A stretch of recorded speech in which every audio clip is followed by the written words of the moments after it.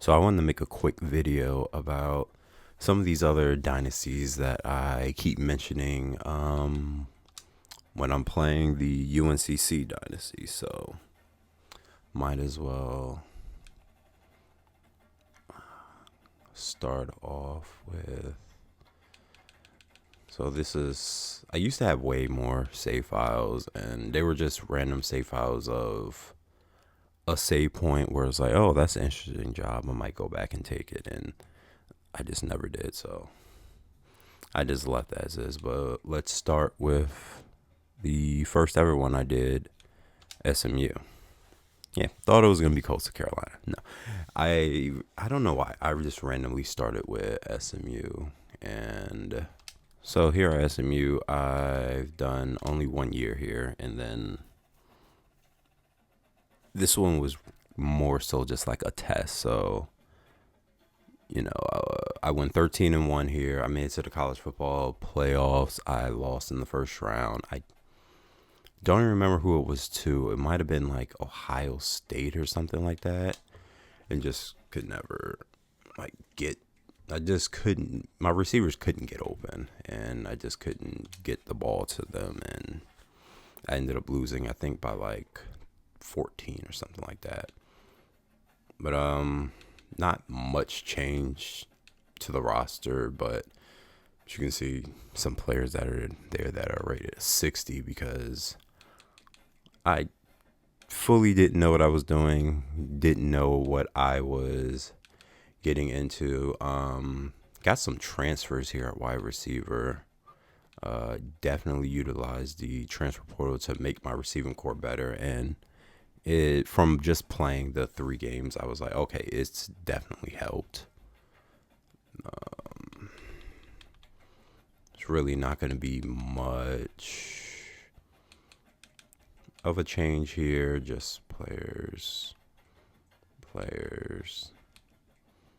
still players here that are still currently in college, just 1 year older.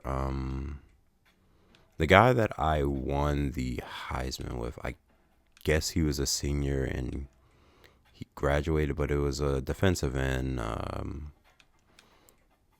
It's the first time I won the Heisman in this game, and the fact that it was just a defensive end that he only had I want to say 14 sacks. I'm like, that's not much. So, hey, they scale things differently here.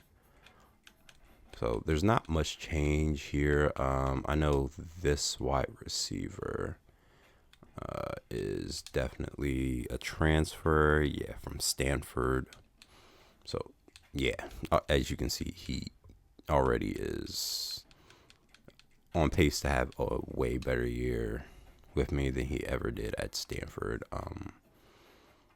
I don't know if he is a transfer. Nope, he was with me last year. He had 1,000 yards, 14 touchdowns.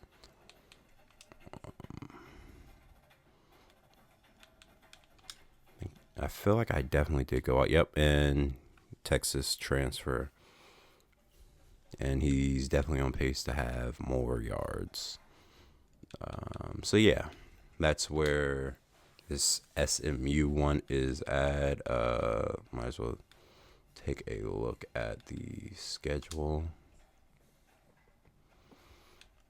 Beat the shit out of Oklahoma. Then beat the shit out of FCS team. Beat the shit out of rival TCU. Another bye, and then we were on our way to playing Boston College.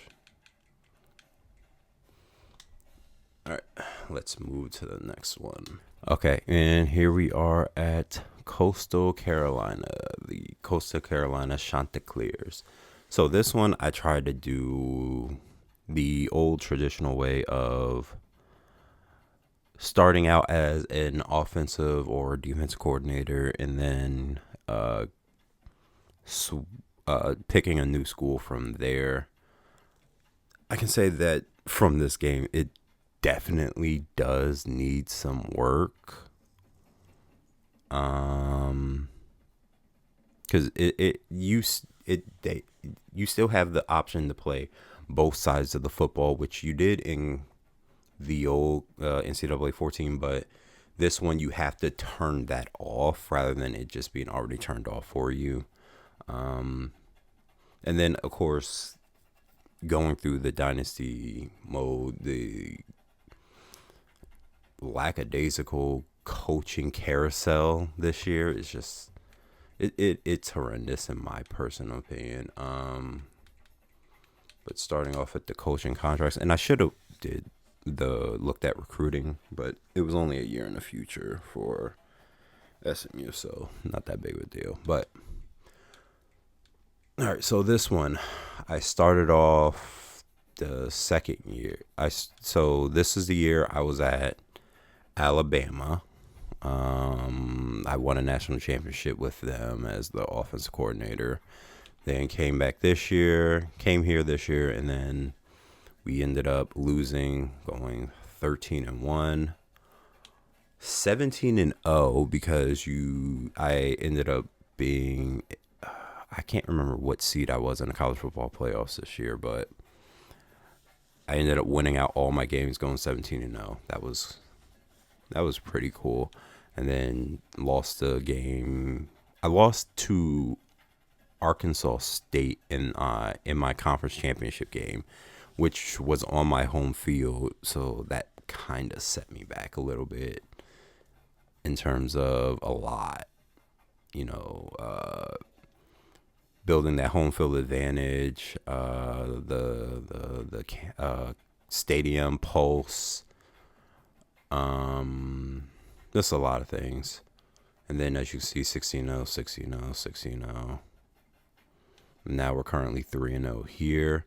One thing I will note is the 17-0. I was down by a touchdown going on the final drive, and I won it on a walk-off, like post route.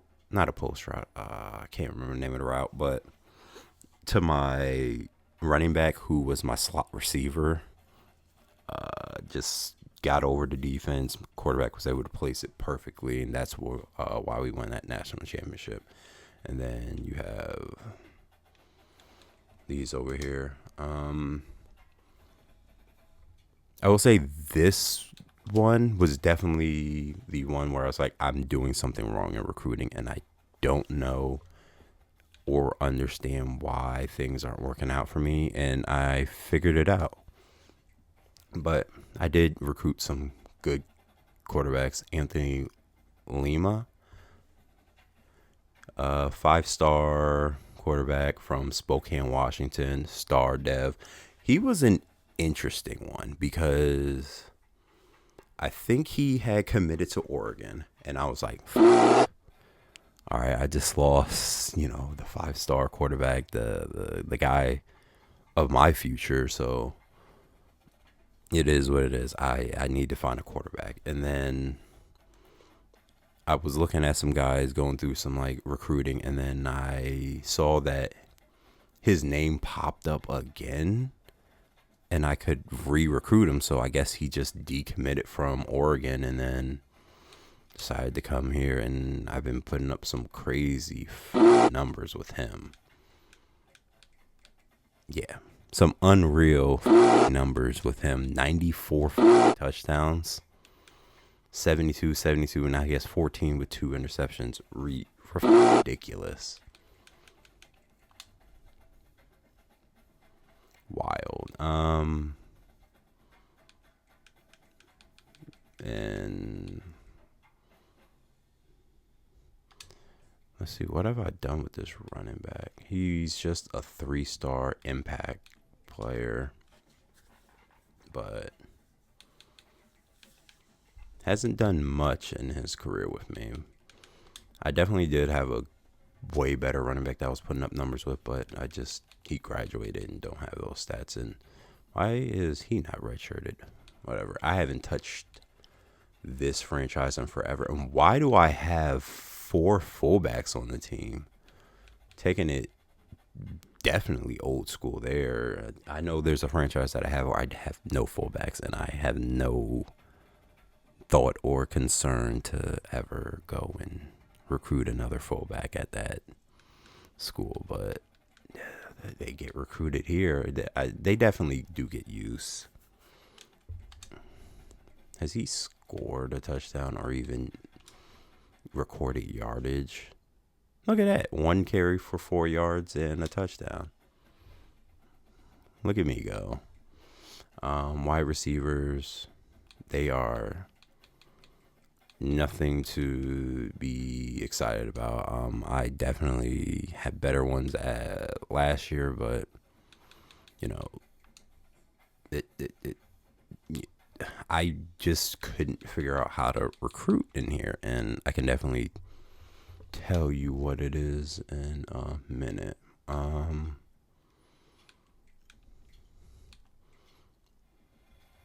Got some good tackles or down lineman tackles, same difference.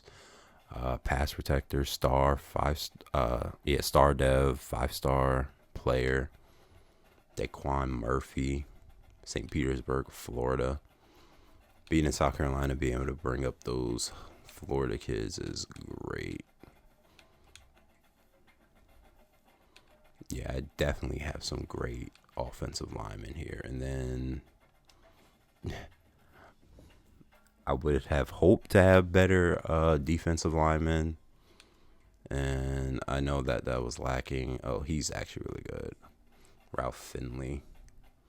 3-star star dev. Yeah, he developed nicely. Had 10 sacks the year before, 1.5 this year. So, yeah. Defensive tackle. He's injured. Linebackers are middle of the run. We have this one guy. Ooh, elite 4-star. Might have been one of my first elite players ever recruited. Had 3.5 sacks last year, half a sack this year. He's actually pretty good too. Ooh, also elite 3-star. That's really lucky to have a 3-star player and then to be elite as well. Honestly, I have not seen that very often at all. Cornerbacks, they're okay. They are okay. I've definitely seen better. Spencer here. Been here for frickin' ever. 15 interceptions, 10 interceptions the next year, 3 this year. So it makes sense why he's my starter, but not great in terms of his overall. I think he's a 5-star, but he was only impact. It's done decent for me. And I have a true freshman starting here at strong safety from Ohio, star dev. Wow. 1 interception so far this year, 14 tackles, 2 TFLs. And what was he? Oh, he's a 5-star. So, okay. Got a little bit of talent here. But I can definitely say that what I was missing from a recruiting standpoint, which I think I definitely corrected here, and I'm making that change now. I started to see it, but I'm like, let me go someplace else and start from the ground up. So the biggest issue is that when players got into their top 5, and I would still be doing this, like with this guy, and that's definitely because I don't have that many recruiting points, but I would still be just doing the send to house. And I'm like, okay, why is this not working? Why are these players not committing to me? Why are these other schools jumping up on me? Like, I thought I was doing enough to help, with everything that I was doing, I thought everything else was enough to help stop them from going to these other schools. And in some cases, it was working, but you definitely need to switch to the hard sell or even the soft sell. So if you don't have all three of their motivations, the soft sell, if you can figure it, if you can guesstimate if it's one or two check marks. One check mark's a lot harder, but if it's two check marks, you can definitely guesstimate and probably guesstimate even pretty well. That's not okay. This guy.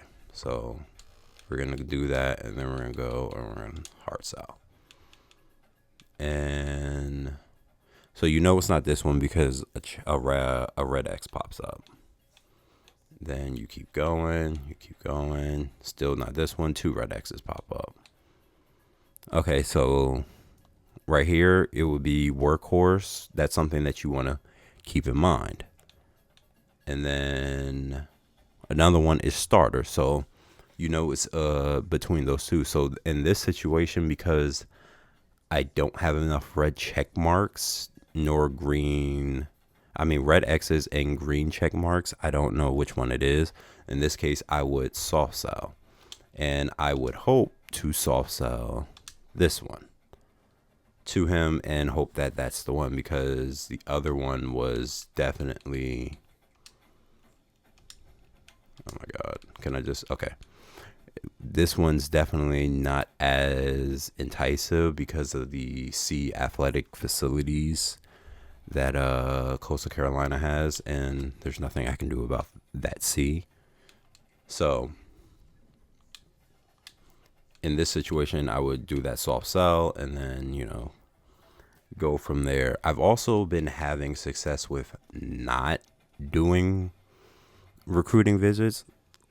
In another one that I'm going to show in a couple of minutes, I don't do recruiting visits, like, ever. The only time I'll do it if I start recruiting a player late and I need to get a big gain back a lead or catch up.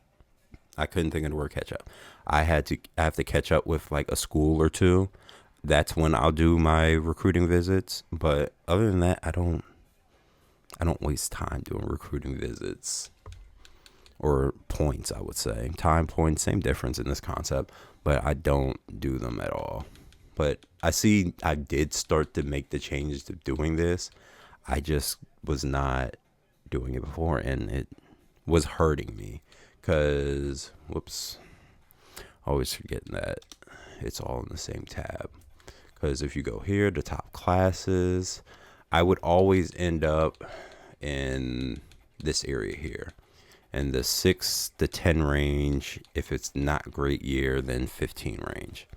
And I'm just like, I just need a top 5 class. I need a top 5 class because I'm a recruiter. I need to get the top 5 recruiting classes twice so that I can become an elite recruiter. It's just not working. What's going on? So, yeah, that's something that I definitely figured out the hard way, and I figured out a bit late. But it's worth it to always switch over when they get to their top 5 to try to do the hard sell or the soft sell so you do not end up losing these recruits, you know. And sometimes you will just lose them. It happens. There's nothing that you can do about that. You know, these schools are doing other things behind the scenes in terms of throwing more recruiting points. If you're casting a wide net, like I have 23 targets, a little bit of a wide net, and they might be zeroing in on that player and losing other players. So that hard sell though will definitely make it easier for you. But one thing I also wanted to talk about are some of these grades that you just cannot do anything about. Like I get it why you cannot do anything about them, and then NCAA 14 you could in the past.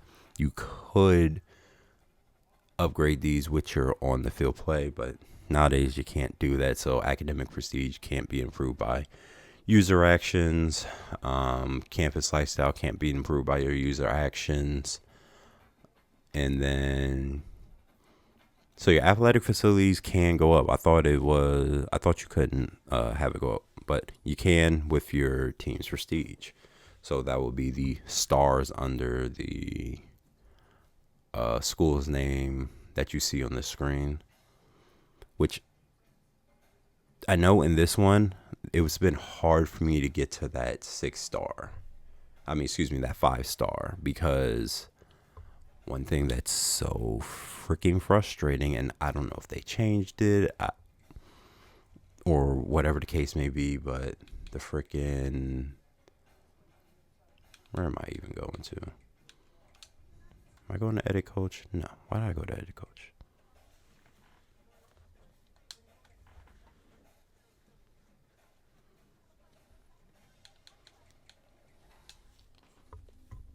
Your assistant coaches, they leave so fast. So as you can see, I have a C- coach here and a C+ coach here. That's not because I was trying to do anything special. Both my offensive and defensive coordinator left at the same time. And that happened multiple years, and that pushes down your coaching prestige and your coach stability, which then pushes down your school's prestige.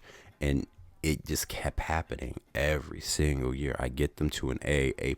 They get a job offer, they leave, and then I'm asked out. And it's the main reason why I could not get Coastal Carolina to a 5-star, and I guess more of an elite school, along with the fact that I had those recruiting issues. Now, one school that I was able to overcome a lot of these issues are the Rice Owls, and as you can see, they are in the Big 12 here.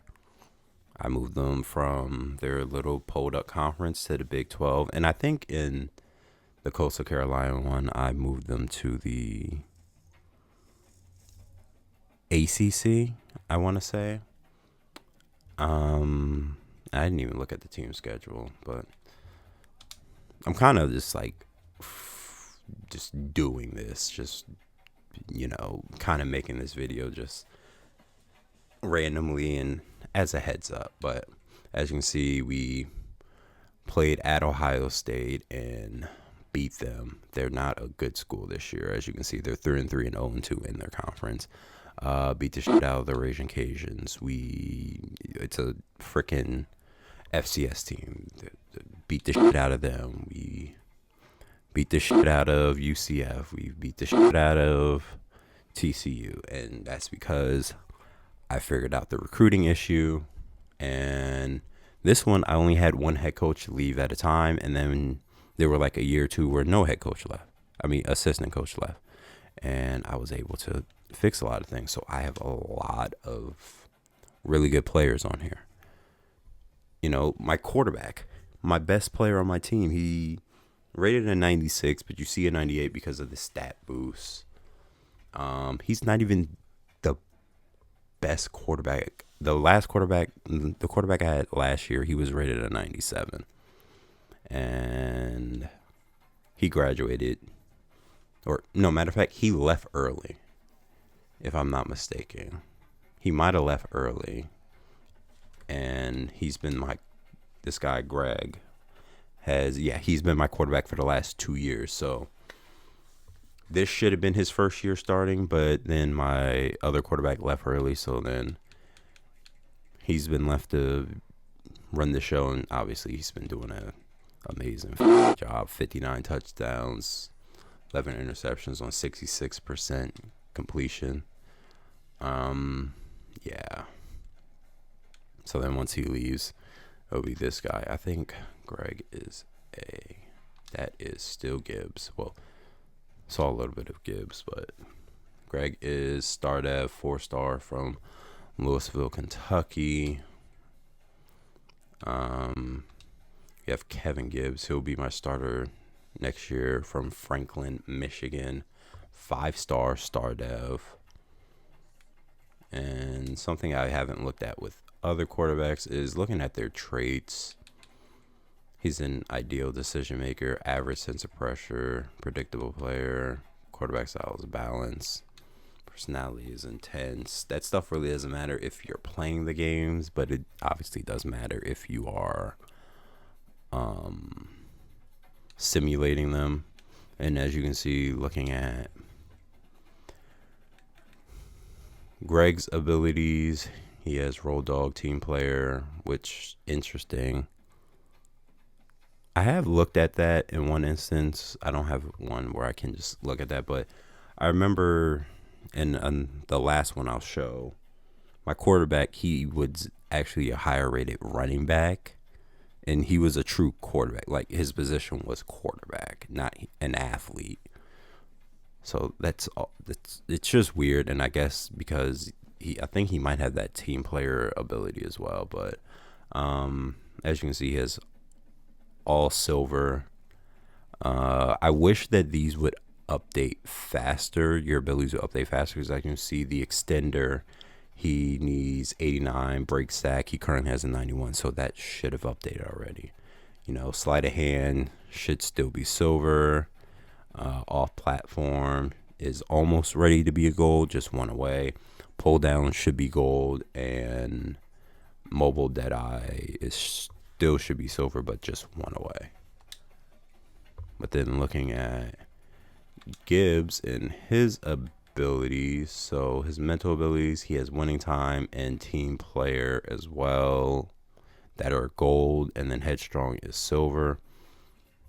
And then he already has a platinum ability of off platform, 2 bronze, mobile deadeye, which is 1 away, and then pull down, which is 3 away. And then he doesn't have sleight of hand yet. He is only at a 76.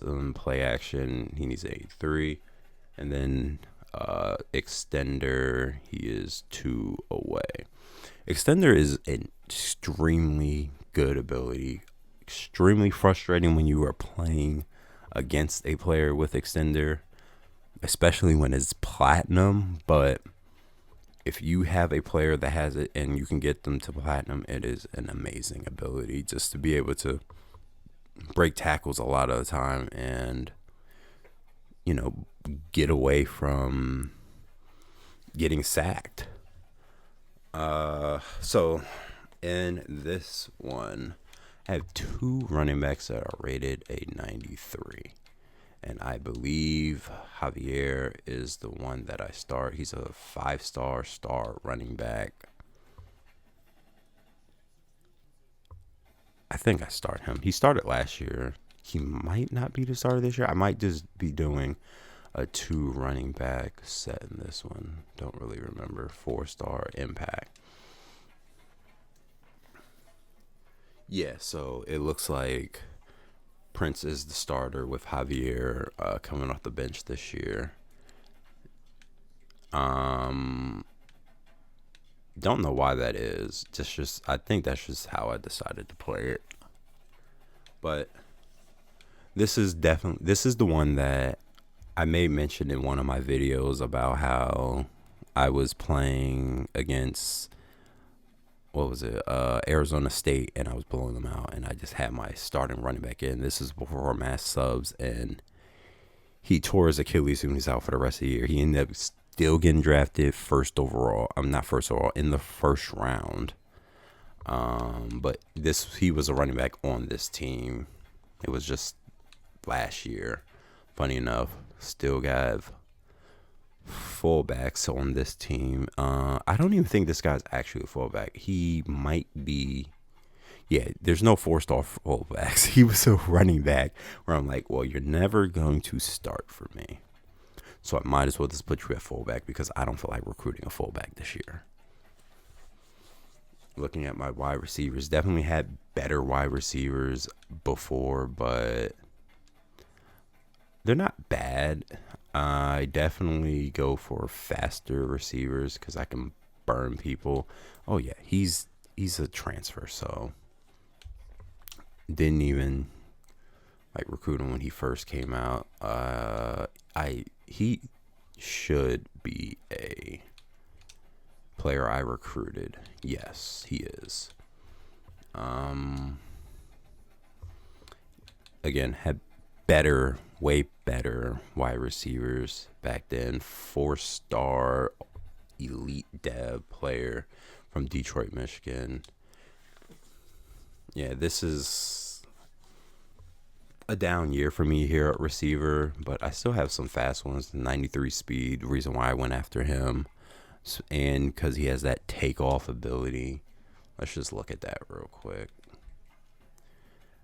Takeoff, quicker release off the line with no pressure when not pressured. But that ability is just amazing because if they're not pressed, they're not being press coveraged or jammed, they're just gonna fly off the hike. Then his acceleration is 93. That's really good. 97 speed, 94 acceleration, 95 speed, 91 acceleration, all good. He's a bit slower receiver, but he is 6'6", so I let that go to be able to try to throw deep balls to him at still decent speed. 96 speed, 91 acceleration, 94 speed, but horrible acceleration at 88, and I don't know why. Oh, I know exactly why, because they still get playing time in this offense due to the fact that their playbook is just different. Then I have no players at wide receiver with 99 speed. He was a 4-star or star dev. 4-star impact. Yeah, I think I might have just rolled crap players here. 4-star impact, and then I'm not even going to look at the rest because they're really just, they're taking up roster spots. I don't know. I think I was just going after players, and I was like, I need receivers. I lost all my receivers. I think what happened was that all my receivers left to go to the NFL. Tight ends. Love a good tight end, but they're okay. I'm not going to say they're bad. They're okay tight ends. Then the tackles, got some good ones here. He might start at, this guy Robbie Hollis might start at another position. I'm pretty sure. Yeah, I have some really good tackles here. Not as good as Coastal Carolina in my opinion, but got some really good tackles here. And then I had some really good, I wish I did this video a bit sooner before I not got rid of them, but players moved on to the NFL. But I had some really good players that I recruited and had on this team, and the overalls were crazy. I had a linebacker with like 92 speed. He was so freaking good. He was a 5-star bust. And I was so confused as to why he was so good very early on. He started for me like day one. And I'm like, I don't know why this 5-star bust is so good. He's a bust. And then at the wide receiver position, I had the year after I got that 5-star bust linebacker, I got a 5-star gem wide receiver. 5-star bust linebacker became the best player on my team. He was one of those players where if he didn't make the tackle, he was there about to make the tackle, because like 2 seconds later he would have made the tackle. You could always see that he was around the football. The wide receiver, though, it took him some time to get good, and then he ended up leaving early to go pro. No, the bust, he ended up staying all 4 years because he was only here for 4 years because he, was a true senior when he left, while the wide receiver, he left his junior year, so that would have been his senior year because I did redshirt him. And when I tried to go and persuade him, it said like there was not a chance that I was gonna be able to persuade him. So he was just gone. But some of these linebackers I have are really good. 4-star, star dev. Have this guy, was he a freshman? 4-star, star dev. Redshirt freshman. This one too, Dave Buck. 4-star impact.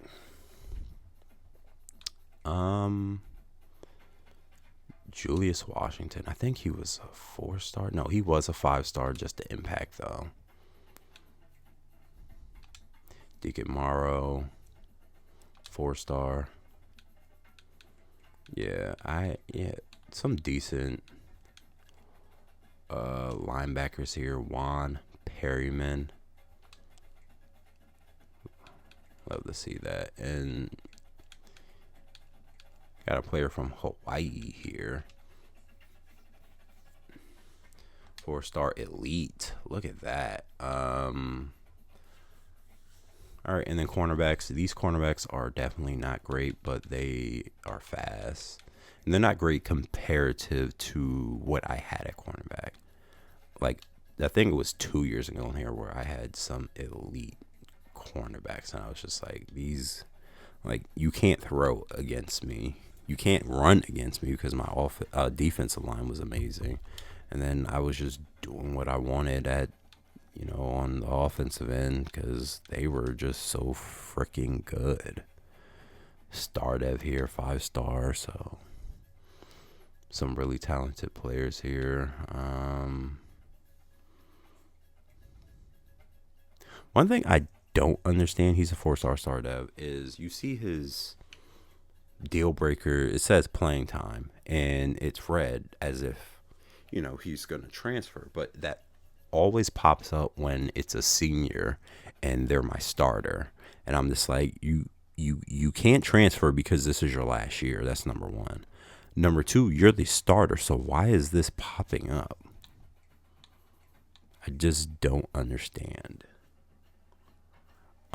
And this is also one of 2 franchises where I've had a player transfer from me as well. Thinking of transfers, haven't looked at kickers and punters. The kickers and punters you recruit out of high school are just so terrible. I don't even bother looking at them. But I had a running back. His name was Emmanuel Superstar. I remember because it's a funny name. And then he ended up transferring. He transferred to Buffalo, and I was supposed to play them, and I just kept forgetting every year to put them on my schedule. But he ended up having a horrible career and not doing anything for us, or not for us, for them. He didn't do shit for us because he transferred after 1 year. But yeah, one of 2 players to actually transfer. The other player was in the last one that I am about to show. But looking at recruiting real quick, so I was able to fix the recruiting issue. But as you can see, number 1 recruiting class in the nation. 3 5-stars. 3 5-stars. 10 4-stars. We have this is ironic. You'll see in a minute why this is ironic, but yeah, just some really good players, and I was able to, just go out and do better. My mission in this one was to figure out my recruiting issue. I figured it out, and I was able to figure a lot of things out. He's going to be a really good quarterback. Dante Gardner, the number 3 player in the nation from Mission Viejo, California. A lot of good abilities, mental and physical. Went and got another quarterback because just in case he leaves, I have a backup, and I felt good about this guy.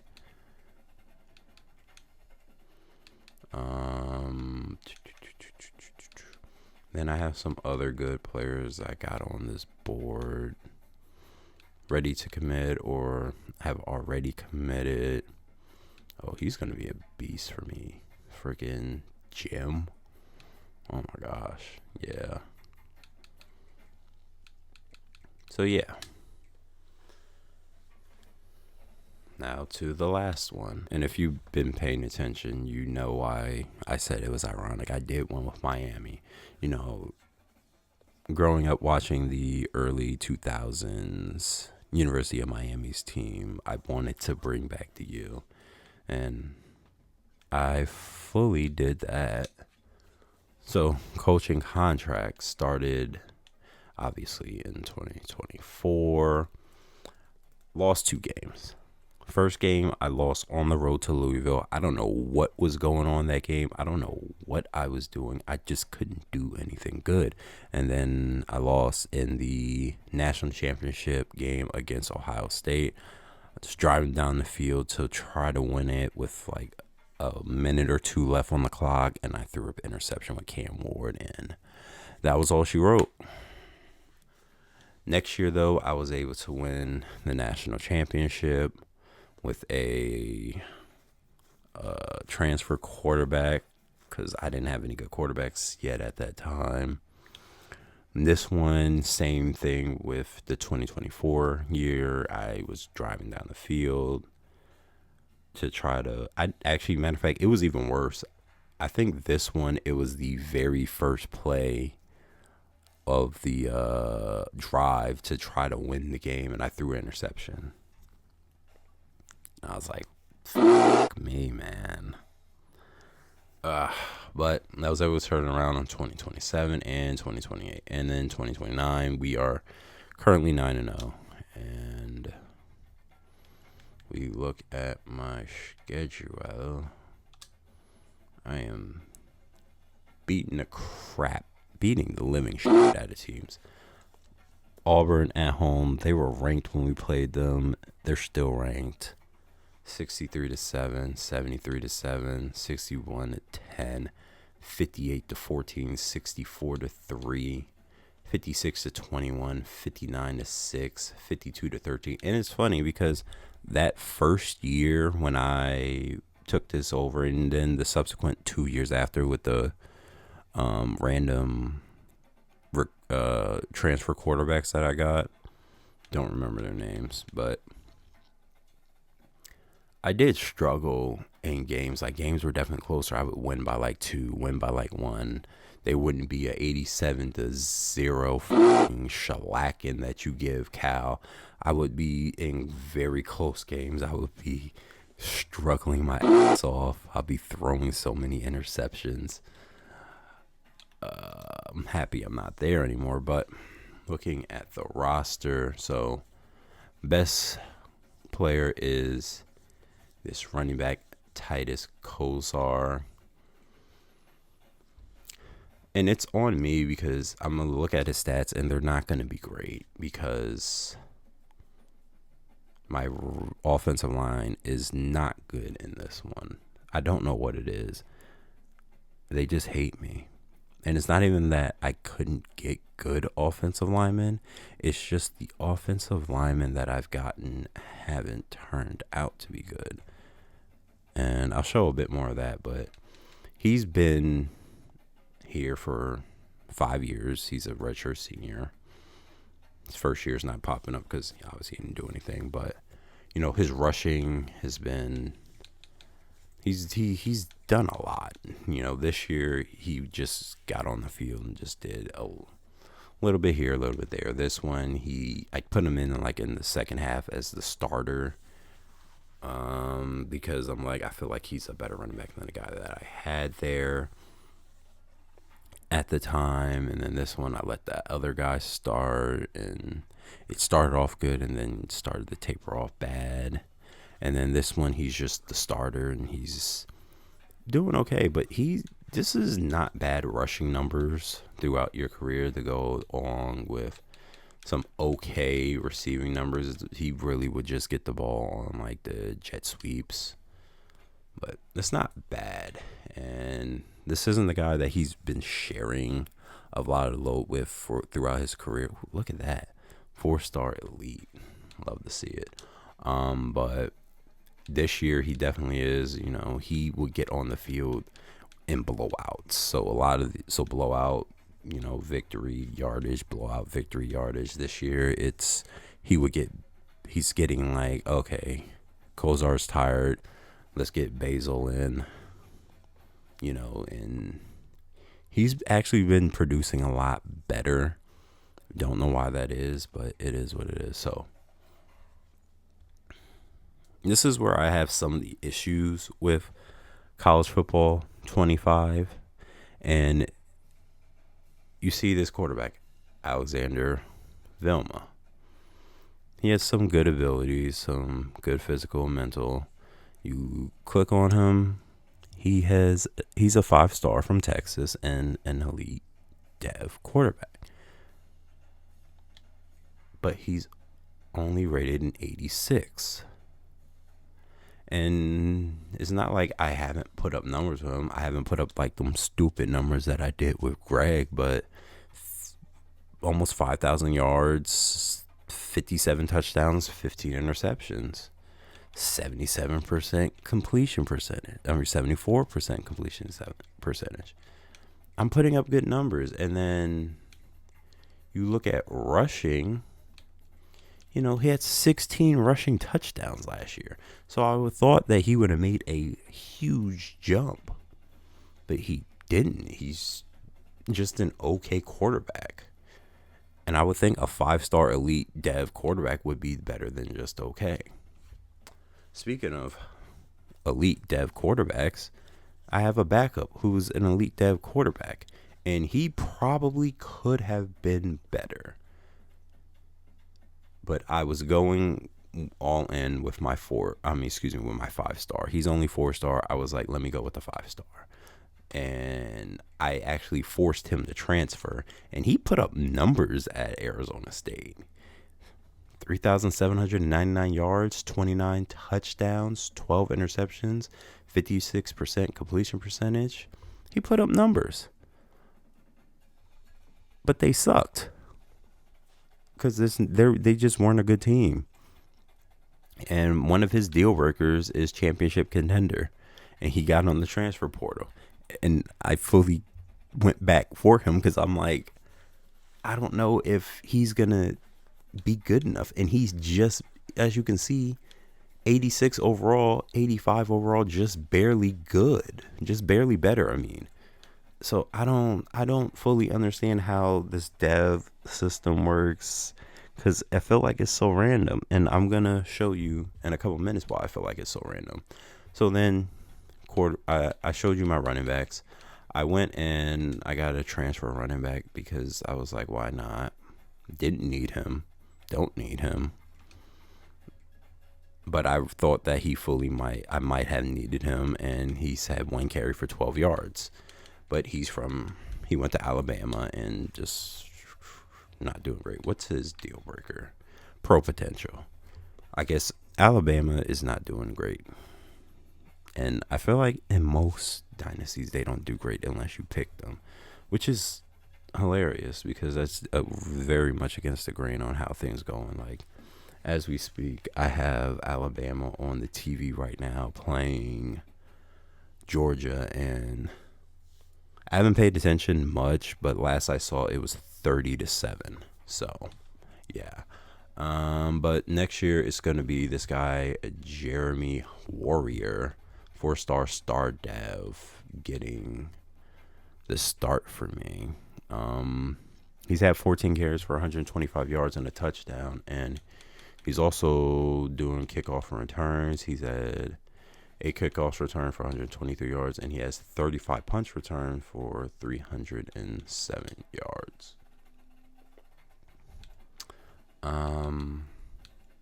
I think it's this guy, Malachi Wade, that's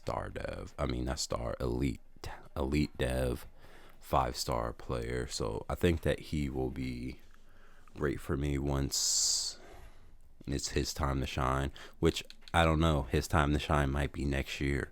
Who the f knows? Because I'm getting to that. I'm just going through all these players. So the recruiting for this on this one has been amazing.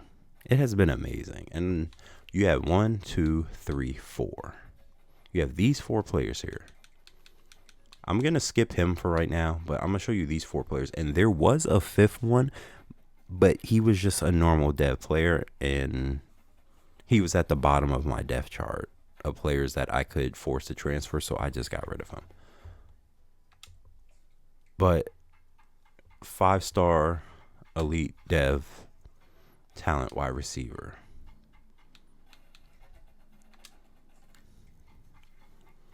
5-star star dev talent wide receiver. Wayne Sanchez, 5-star impact dev wide receiver. And then Larry Neighbors, 5-star impact. So that I have 4 5-star receivers. I had 5 5-star receivers all in the same recruiting class. And he was the worst one. He was normal dev. They all jumped up and they all started to play well. Neighbors has rarely played this year. I don't want to say rarely. He's gotten on the field. He hasn't put up numbers in turn. 4 receptions, 46 yards, and 1 touchdown. You know, most of the time he goes in the game and I'm just hitting the A button to run the football because I'm winning by so much. You've seen the numbers. But this guy, Jorge, elite talent, elite dev. He is an elite talent. 41 receptions for 1,008 yards, 11 tutties. Why, you may ask? Well, it's that 97 speed with that 93 acceleration. He just flies off the start of the ball. And then same thing with Pete Sears. He has the takeoff ability, which is, it looks like it's bronze. He has decent numbers. 21 receptions for 380 and 6 tutties. 6 tutties. What the fuck? Wayne Sanchez. He actually puts up numbers too. 10 receptions for 136 yards, no touchdowns, but as you can see last year, he put up big numbers for me. But going back to this guy here, he is a 4-star elite dev. He's a year older, so it makes sense that he would be slightly better than Jorge. But last year, 65 receptions for 1,059 yards, 11 touchdowns. This year, 31 receptions, 855 yards, 14 touchdowns. So he's doing way more. He was the number 2 receiver last year for me. There was a guy that was ahead of him that ended up going to the NFL. I think it actually might have been the same class as him, but I couldn't get him to stay. I think it was one of those, yeah, you have no chance of persuading him. He's a 4-star impact player. So, yeah. One of these guys is an elite talent. I want to say it's him. Elite talent, elite dev. 5-star, though. So, was it the first one? Or am I just remembering? He's also 5-star, but also star dev. Is it Wayne Day? Okay, I'm just remembering wrong. But 4-star star dev. So I'll have some good receivers in the background. So this is what I'm talking about with in terms of I don't understand how this dev thing works in this game. I don't understand anything about this because I have this guy, Paris Abrams. He's only impact, sure, and he's 4-star. But last year he put up decent numbers, 36 receptions for 650 yards, 6 touchdowns. But as you can see, he's my backup tight end. And then even this guy, I didn't go to you. I didn't go to you for a reason. Hold your turn, Pool. Hold your fucking turn. Frederick, this guy, 4-star normal, freaking 1 reception for 19 yards. Okay. No, matter of fact, I know what happened. The guy that was my backup tight end, I ended up like forcing the transfer to make spots on my roster. Regardless, this guy, Rashawn Poole, he was third string, maybe even fourth string. Regardless, he actually was no string because he was a true freshman last year. He was rated like a 70 something. Then you see what his overall is now. It's a 94, a 95 with the freaking stat boost, but I just don't get it because he's only an impact and he's only a 4-star. And he's a blocking archetype tight end, and I just don't get why he jumped up so much. I'm not complaining as in like, how dare you? Like, no, I'm happy he jumped up and he's been a great addition to my team. But I just don't get it because as you can see, he only has one badge, one physical badge and one mental badge. That's team player and second level. Everything else, he currently does have enough to get what? Outside shield, pocket shield, and that's it. He has enough to get those. But I don't get why he jumped up like almost 20 points in overall and he just sat for a year.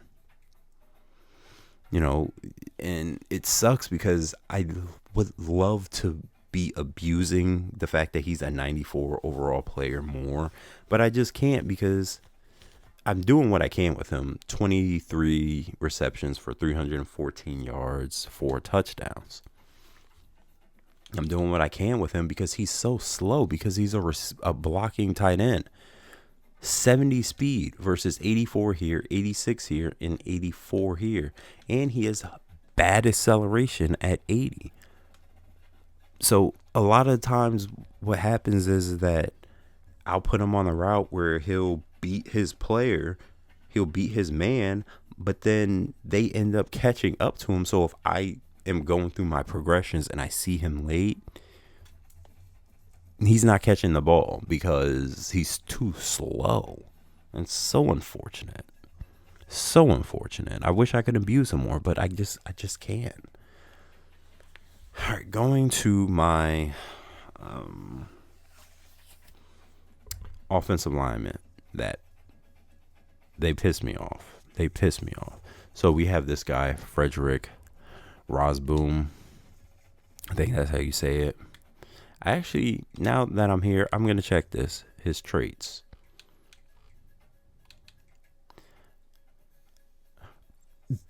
That makes so much fucking sense. That makes so much fucking sense. Him and another player on my starting offensive line, they piss me off so much with the amount of holding penalties, illegal men downfield, and other that they find to do that puts me in a bad spot. He's undisciplined. I get it now. Oh my God. But it's so frustrating because he's good. This makes so much sense now. So much fucking sense that I deal with so many issues on my offensive line because he's so undisciplined. So now I feel like I got to check the rest of them. Now I got to feel like you, Roki, who the fuck cares? 4-star. Who are you, normal? Impact.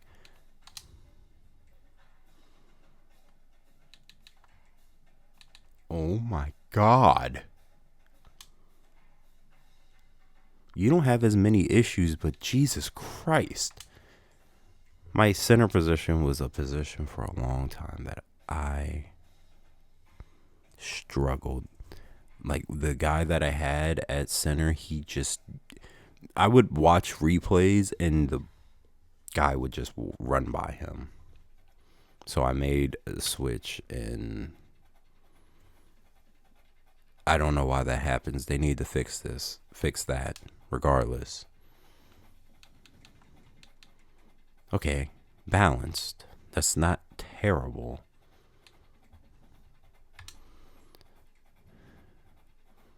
Four-star impact player, Steed. Okay, balanced. That makes sense. This right here. Hakeem, whatever the fuck your last name is. He pisses me off the most. Because I was hoping he would just be so much better. So much better. As you can see, he was a 5-star dev. And I know for a fact, because I remember this, he was the #1 ranked player in the nation. With that being said, I'm pretty sure he was also a bust.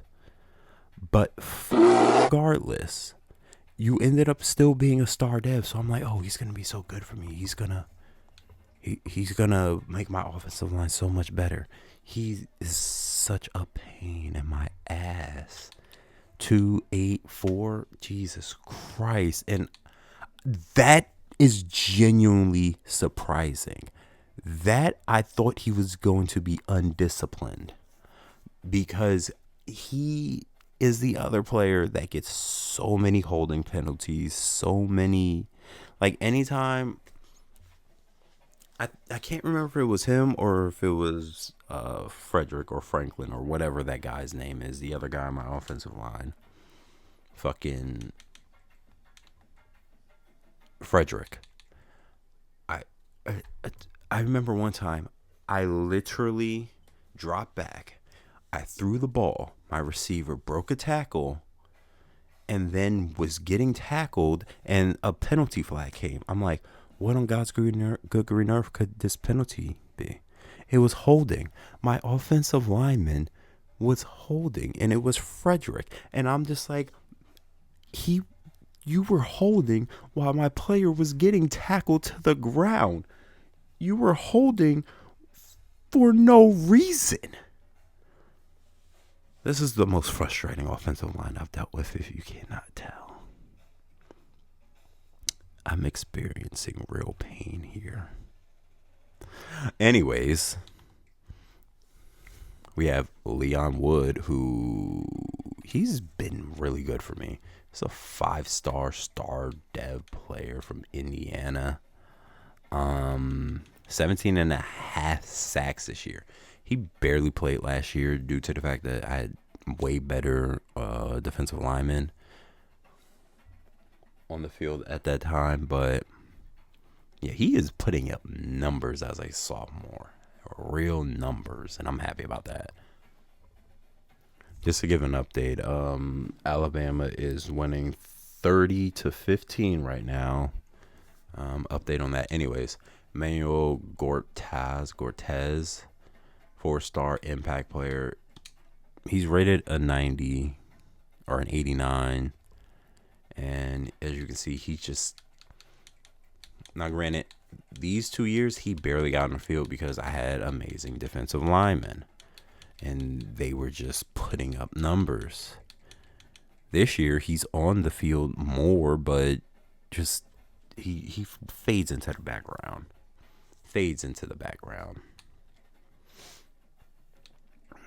Defensive tackle. Had way better defensive tackles before, and now they're just, running the mill defensive tackles. He's actually putting up really good numbers. James Hawkins, 3-star dev. Yeah, 14 and a half sacks this year.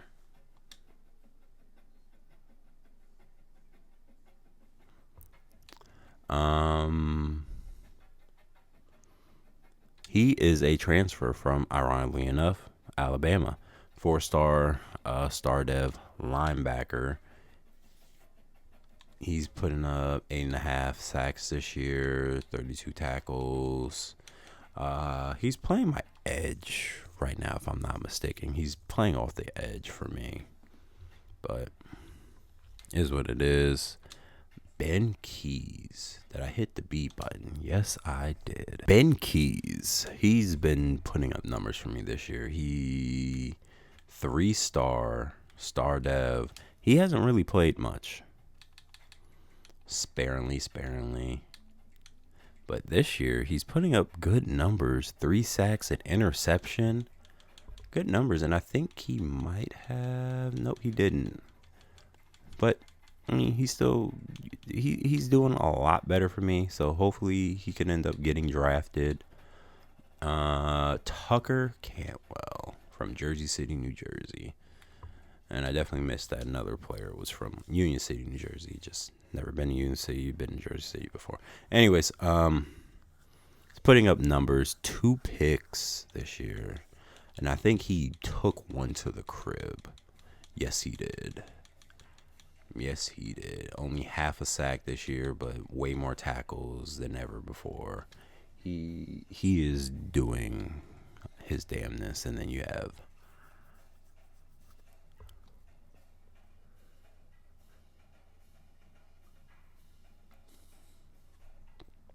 Shaquem. You have Shaquem here, and he's on the field. He's on the field and he's making plays, but he is making plays sparingly comparative to the other players that I have. You have this guy Trent Warren, who somehow, some way, ended up playing 5 fucking games, even though I definitely redshirted him. I'm a little annoyed about that, but nothing I can do about that right now. And he gets in the games. Durand, he gets in the games when it is garbage time. I've made the subs, but he ends up dominating still. 4 sacks. You know, he ends up playing one of the edge positions too. Now these cornerbacks, as you can see, they are definitely the best core group of cornerbacks that I've shown. So it is they are just putting in the work. So you have this guy, I think he's 4-star elite dev, and he just gets picks. One, his first year that he played, 9, 13, then 9 again. And then the amount of touchdowns, 5, 3, 6, he just locks people down. David Alabi, whatever, 5-star elite. They don't throw his way. They barely throw his way. He still gets picks. 8 that year, 7 this year. He's a sophomore.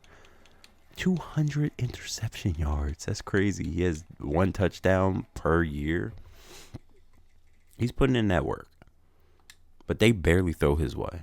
Another player, Enrique Reigns. I forgot he was on my team. I was genuinely confused because he's not the name that would have popped up in my head. He's a 4-star star talent. I don't see him as often. I don't see him making his plays as often. You know, his first year, he was 4 interceptions. Next year, he had 5. Year after, just 2. He had 2.5 sacks this year. He put in that work in 2027.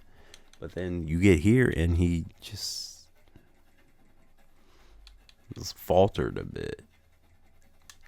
I think it's because he has the same overall as he has same overall as this guy, and he's really taken the spotlight from him because if we look at his numbers, he's was barely doing anything, just like how he was, just a little bit more productive, but then he has 10 picks this year. 10 picks, and I think he's taken a couple, 3 to the house. We have Timmy O'Neal, 4-star normal. He has 4 and then 2 this year, and then I think he took 1 to the house. Yes, he has. So you look at my cornerbacks, star. You thought I was singing that Megan Thee Stallion song. Like, they don't let people throw on them. I'm losing these 3 because next year because they're seniors, but then I'll still have him. Timmy O'Neal, Connor Johnston. It's a 4-star star dev player. I don't think he's made any plays. Just some tackles here and there, not anything special. And then Jim Happ. He's from Oradell, New Jersey. Don't really know where that is. I think that's south.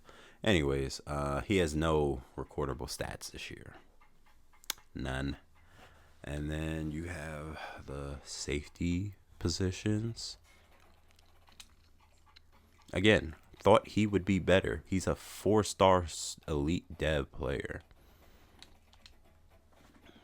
Granted, this is his first year really getting onto the field because I've had other players ahead of him that were better. You know, he was able to get 1 pick this year, 3. The current year that we're in, he took 1 to the crib. I was hopefully his overall jumps up a little bit more, but I doubt it because this is his last year. Then you have this guy, LeBeau, 4-star impact player.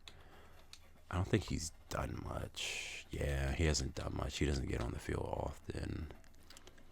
Or when he does, he doesn't, make an impact. Eric Trejo. He's been 4-star star dev. He's been making a lot of plays for me for the past couple of years. 2027 was on the field. 2028 is when he really popped out. Now he is just making a lot of plays. Just a lot of plays. So, yeah. And then, yeah, that's about it. Oh, wait. Recruiting. Gotta show that. So, this year in recruiting, I am done recruiting. Okay, not done. I'm still recruiting this guy, but I'm done recruiting. Look at my class. Leaps and bounds ahead of anybody else. You look at the players. Ian Kozar, he's the number 2 player in the nation. You have Paul Jones, the number 3 player in the nation. Evan Chrome, the number 5 player in the nation. Dan Hillis, the number 6 player in the nation. Mike Kingsbury, number 8 player in the nation. Courtney Argude, number 11 player in the nation. Ronald Carver, number 13 player in the nation. Afa Okada. Anyways, number 15 player in the nation. Tyler Jefferson, number 17 player in the nation. Quarterback, star dev, not star, but Jim, also with the Courtney Argue, he's a Jim as well. I got some busts in there too, but regardless, Eric Ramsey, number 25 player in the nation. Clayton Buggs, number 26 player in the nation. Jason Trapp, number 32 player in the nation. Like, recruiting has gotten a lot easier for me. I mastered it at this point. So when you go back and you watch the UNCC one, you'll definitely see a change in how I recruit. Obviously, this is a lot different recruiting at Miami versus UNCC, but yeah, recruiting can be easy. Though I will say one thing: I've seen pictures of people, showing their top class, and then it'll have that they got 27 5 stars, and I don't think that's true. I don't think anybody's actually done that, because you look at, just go to any state. First off, they're saying 27. I got all the 5 stars, 27. But you saw that one of my players, 32, is the last ranked 5-star player. So you missed out on some players there, buckaroo. That's number 1. But number 2, you have certain players that, wait, what? I could have went after this guy? I totally missed that. And you know what the sad part is? I went after 2 right side linebackers that were just slightly ahead of him, but I totally missed that. I could have went after him. Damn, I was not paying attention to that. But regardless, like this guy, Alex Durgan, I couldn't recruit him because of the proximity to home deal breaker. So if I couldn't recruit him, then there's no way that I could have. And it's not just him. Brand exposure. This guy also proximity to home deal breaker. This guy, okay, he's just locking me out. He's just locking me out. And then number one player in the nation, proximity home deal breaker. That was what? 1, 2, 3. 3 players that were proximity home deal breaker. Oh, 4. 4 players that were proximity to home. And, you know, I'm University of Miami. I'm 6 stars. I mean, 5 stars. 6 stars. Fuck it. I'm just kidding. I'm 5 stars. That's how. I don't believe that people are getting all these recruits with their deal breaker, with these deal breakers, because then some of these players will have playing time deal breakers, playing style deal breakers. You can get by with the proximity. I mean, excuse me, the pro potential, with the coach's prestige, with the brand exposure, if that's their deal breakers in your top school. Perfectly understandable. But you're not getting past. Here's another one I just missed. So that's 5 players with a proximity to home deal breaker that I was just not getting by. I just wasn't getting by that.